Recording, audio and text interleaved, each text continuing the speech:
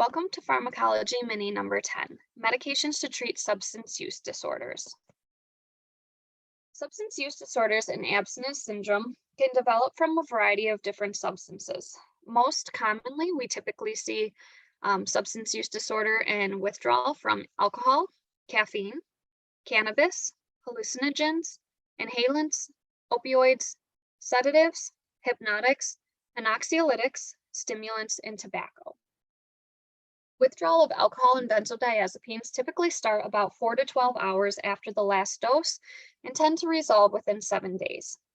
It's measured by a CEWA scale, and if not treated properly, it can develop into seizures, delirium, tremors, psychosis, hypertension, arrhythmias, and even death.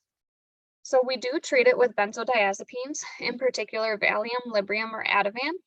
And again, the antidote for a benzodiazepine would be flumazenil, and we would give that IV. We would also want to put our patients that are having alcohol withdrawal on seizure precautions and telemetry monitoring. We would want to provide them with multivitamin fluids as well as vitamins and minerals such as a multivitamin, thiamine, and folic acid. And that'll help prevent some of the long-term brain damage that can be caused by alcohol abuse.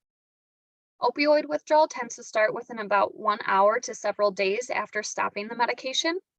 It is non-life-threatening. The treatment is based on symptom management, and the antidote for opioid overdose is naloxone, which can be given IM, sub-Q, IV, or inhaled. Here are the two scales that we use to measure the withdrawal symptoms. So for alcohol or benzodiazepine, we would use the Clinical Institute Withdrawal Assessment for alcohol.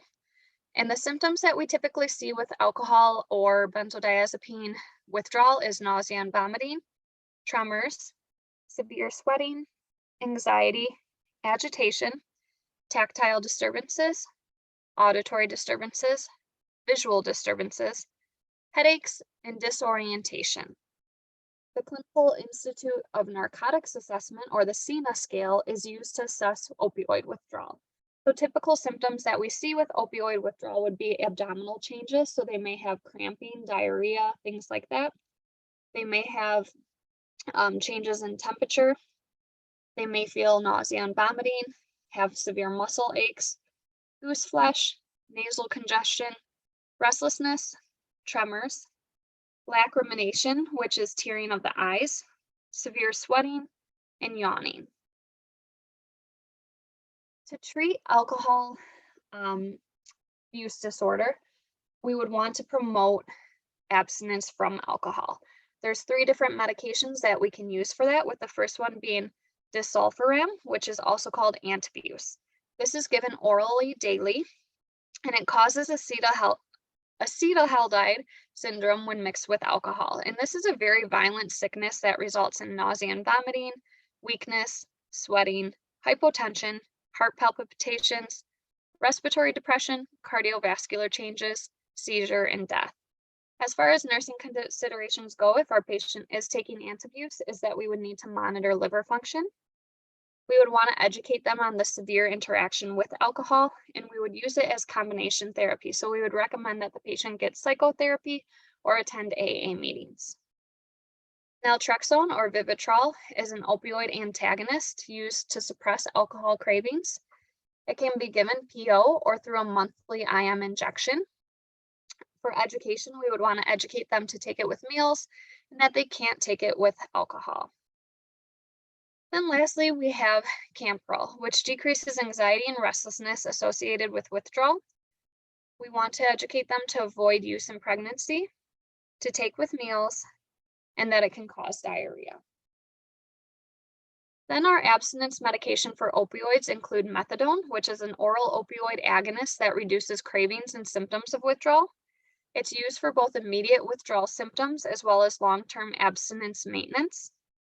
For education, we would want to educate the patient that the dose is tapered up and down. They should be using it with combination therapy, so they should be going to psychotherapy or NA meetings. And it's often administered at a treatment center, so the patient may have to go to the center every day or every couple of days to get the medication. Suboxone, on the other hand, does not need to be administered at a treatment center, so the patient can get a prescription for it. And this is a sublingual opioid agonist-antagonist medication that prevents withdrawal and reduces cravings. It is given sublingually. And then we have clonidine, which treats autonomic hyperactivity associated with withdrawal. In particular, it prevents some of the diarrhea and nausea and vomiting.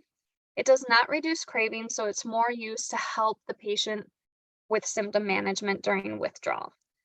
We would want to educate them that it can cause sedation and that they should choose sugarless gum and use hard candy if needed. Then we have nicotine withdrawal. Symptoms of nicotine withdrawal includes irritability, nervousness, restlessness, insomnia, and difficulty concentrating.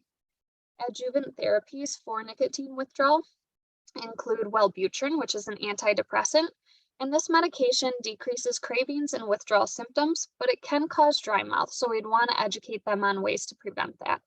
It can also cause insomnia, so we would want to educate them to avoid use of caffeine while taking this medication. And we also have Chantix, which is a nicotine receptor agnostic, and it reduces cravings and incidence of relapse. For education, we would want them to monitor their blood pressure and blood sugars and to take after a meal. It cannot be taken in those that drive trucks for a living, buses, those that work in air traffic control, or airplane pilots.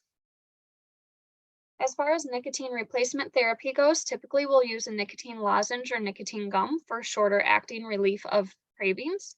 So the lozenge takes about 20 to 30 minutes to dissolve, and you can take up to 5 in a 6-hour period, so 20 lozenges per day. We would want to avoid any oral intake 15 minutes before or after taking the lozenge. As far as nicotine gum goes, they can chew it for about 20 minutes. We would want to educate them to chew a little bit and then pock it on either side of their cheek. They would want to avoid any oral intake 15 minutes before, and we would want to educate them that it's not intended as a therapy to be used for more than 6 months. Nicotine patches release nicotine a little bit more slowly, and it's a patch that we would apply daily. We do want to educate our patient to rotate sites to improve effectiveness and to avoid use with other nicotine products, although sometimes, because it does take a little bit longer for it to start working in the day, we can provide our patient with a nicotine gum or lozenge when we put the patch on so they get temporary relief before that nicotine patch starts kicking in about 2 hours later. We would want to educate them to remove it before bedtime because it can cause severe nightmares, or before an MRI. And we'd also want to monitor for any skin irritation. We can also provide nicotine through a nasal spray, and it would be 1 spray per nostril, and it equates to about 1 cigarette. And it is contraindicated in those with upper respiratory illness. Then we have a nicotine inhaler, which contains both nicotine and a menthol substitute. It's a medication that we would taper the patient off of after about 2 to 3 months, and it's contraindicated in those with asthma. And then electronic cigarettes were created as a form of nicotine replacement therapy, but because there's no FDA approval or recommendation, there's no regulation of it, so it's no longer used for that. And that wraps up our medication mini on substance use disorder medications.